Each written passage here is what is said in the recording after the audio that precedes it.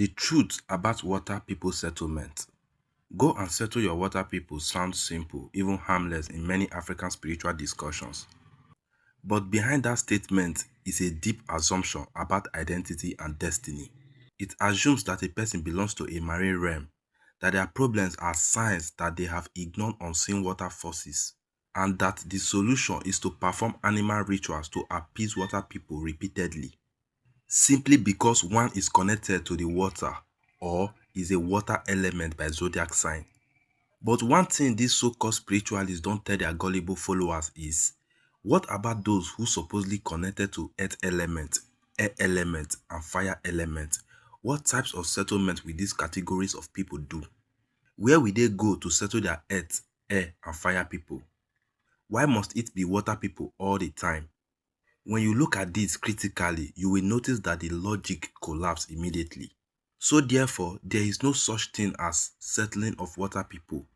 What they are actually settling are marine witchcraft spirits. It is an initiation ceremony to entangle the individual into marine kingdom, unknown to the victims involved. Some of these spiritualists don't even have an understanding of these spiritual covenants and bondage they are putting people into. In African cosmology, water represents life, mystery, fertility, and depth. Rivers are more than physical water. They are symbols of the connection between the visible and the invisible worlds. But we must not confuse symbolism with bondage. The danger begins when a symbolic idea is treated as literal spiritual ownership.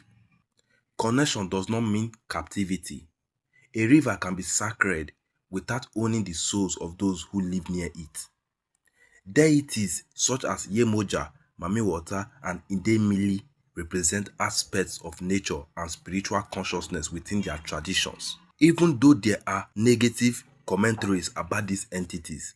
But they were not originally presented as spiritual creditors waiting to punish people for unpaid obligations because they are connected to water.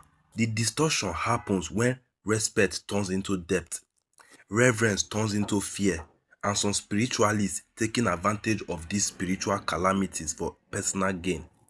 The deception is subtle because it often sounds spiritual and convincing.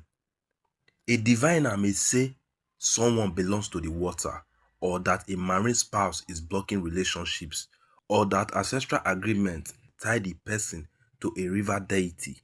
These are cases recorded in African spiritual discussions, but the solution to such problem is a total disconnection and separation ritual assigned to put an end